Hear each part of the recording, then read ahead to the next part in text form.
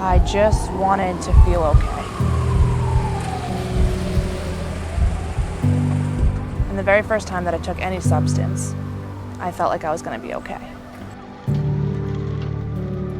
And then it got to a point where it stopped working, and I was using against my own will. I didn't even want to use anymore, but I didn't know how to not use, and hating myself because the drugs aren't working anymore.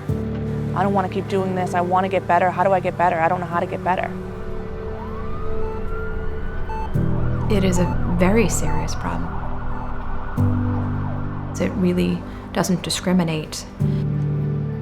The disease of addiction slowly robs an individual who's using of everything that was important to them.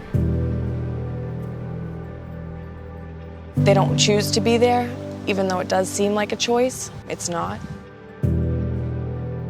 It was a lot picking her up and trying to hold her up, but we didn't have too much control over it, you know?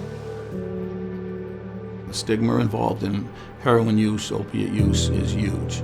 So much where people die every day because of the stigma. The traditional means of arresting our way out of this is not working clearly, and we need to find alternative ways of addressing this. If someone overdoses, we go to that scene, we need to provide some connection to care. That key time frame for intervention is 24 to 48 hours after the incident.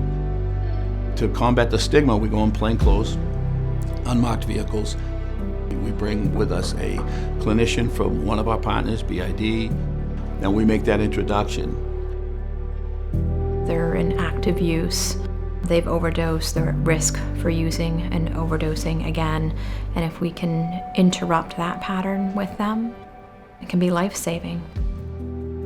We found very quickly that everybody welcomed us in. We were never turned away. We sat in the living rooms, we sat around the dining room tables, we talked with the individual, provided support, we engaged the families and the loved ones. 83% of the individuals that we saw at a follow-up visit in the home the next day after an overdose agreed and were linked with treatment from their home. I tried to get sober so many times throughout my life. I went into Beth Israel 10 times in 2015. They knew me, and they cared about me, and they wanted to see me. They encouraged me, like, you can do this, we believe in you. And I remember thinking, I need to get my act together. Like, this is crazy, and like everyone is being affected by this. I'm ready, like I need help. We looked at the folks that are the highest risk because of repeated overdoses. We assigned a clinician to them, a social worker like myself, and we did intensive creative outreach specifically on getting those folks into treatment. This past year, 2018, we've seen a decrease of over 20% in fatal overdoses, whereas other parts of the state are either increasing or staying steady. We're doing something down here that is making an impact. Our model is based on partnerships, and that's why it works. It's as simple as that. Without working together, knocking down those barriers, this wouldn't work. Every time Angelica needed a place, it was Beth Israel that was there for her.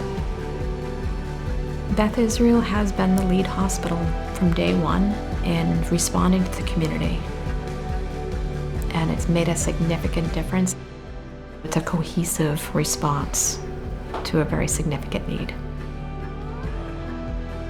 I thought that there was no way out. I thought I was gonna die with a needle in my arm. And I accepted that, and I wanted that. And then I was set free. My main goal in life is to show my peers that it's possible, and to let them know that they're not alone and that there is a way out, and that they're worthy. I was that same person, I was you.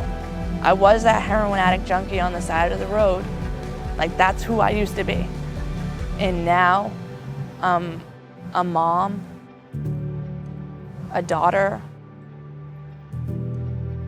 I'm a Sunday school teacher, I'm a friend, I'm everything I never thought I could be.